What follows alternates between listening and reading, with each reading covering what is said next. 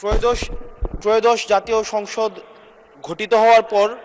সরকারি দল এবং বিরোধী দল প্রত্যেকেই একটা কমিটমেন্ট দিয়েছে। বহুদিনের প্রচলিত যে ট্যাক্স ফ্রি গাড়ি এবং প্লট আমরা নিব না, এই বিষয়ে আমরা সিদ্ধান্ত নিয়েছি এবং গতকাল এই বিষয়টিকে সমর্থন জানানো পূর্বক আমি এই সংসদে একটি বক্তব্য প্রদান করি, যেটি আজকে বিভিন্ন মিডিয়াতে এটা একটা বিভ্রান্তি ছড়ানো হয়েছে। আমি আমার জায়গা থেকে যেই ট্যাক্স ফ্রি গাড়ি আমরা নিব না এবং প্লট এই সুবিধাটি যেটা আমরা নিব না, এই সিদ্ধান্ত সমর্থনপূর্বক আমি জানিয়েছি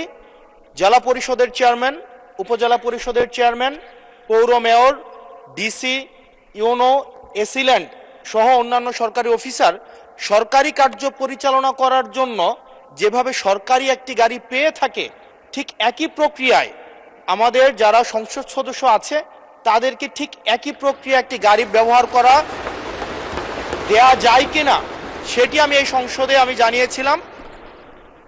সরকারি মালিকানাধীন একটি গাড়ি যতদিন পর্যন্ত এমপি থাকবেন ঠিক ততদিন ব্যবহার করবেন এবং সেটির জন্য কিন্তু এক্সট্রা খরচও লাগবে না, কারণ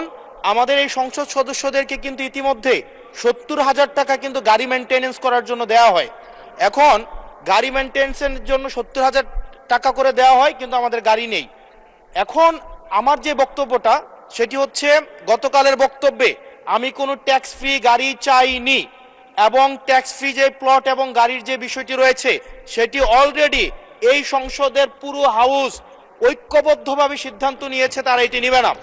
এবং এই ত্রয়োদশ জাতীয় সংসদের প্রত্যেকটি এমপি সেটির জন্য একটি অনন্য নজির স্থাপন করেছে। এটি মিডিয়াতে বিভ্রান্তি সৃষ্টি করেছে, সেটির জন্য এখানে পুনরাবৃত্তি করেছি সকল এমপিদের পক্ষ থেকে যে আমরা ট্যাক্স ফ্রি গাড়ি বা প্লটের সুবিধা না, অন্যান্য যে সরকারি সুবিধা আছে সেটির মতো করে যতদিন এমপি থাকবে ঠিক ততদিন